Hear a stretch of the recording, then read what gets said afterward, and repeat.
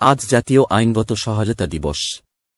এ উপলক্ষে র্যালি ও আলোচনা সভার আয়োজন করে মাদারীপুর জেলা লিগ্যাল এইড কমিটি। বিনা খরচে নিন আইনি সহায়তা, শেখ হাসিনার সরকার দিচ্ছে এই নিশ্চয়তা।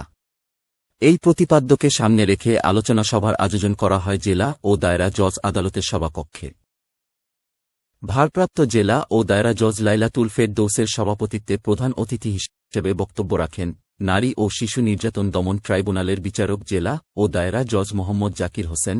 বিশেষ অতিথি হিসেবে বক্তব্য রাখেন chief judicial magistrate Mamunur Rashid, জেলা আইনজীবী সমিতির সাধারণ সম্পাদক অ্যাডভোকেট বাবুল আক্তার, সাবেক সাধারণ সম্পাদক অ্যাডভোকেট গোলাম কিবরিয়া।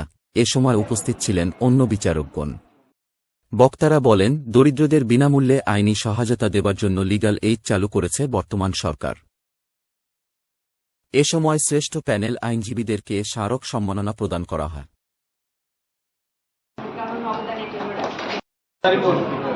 অনুষ্ঠানটি সঞ্চালনা করেন জেলা লিগ্যাল এইড অফিসার সিনিয়র সহকারী জজ তানিয়া আক্তার।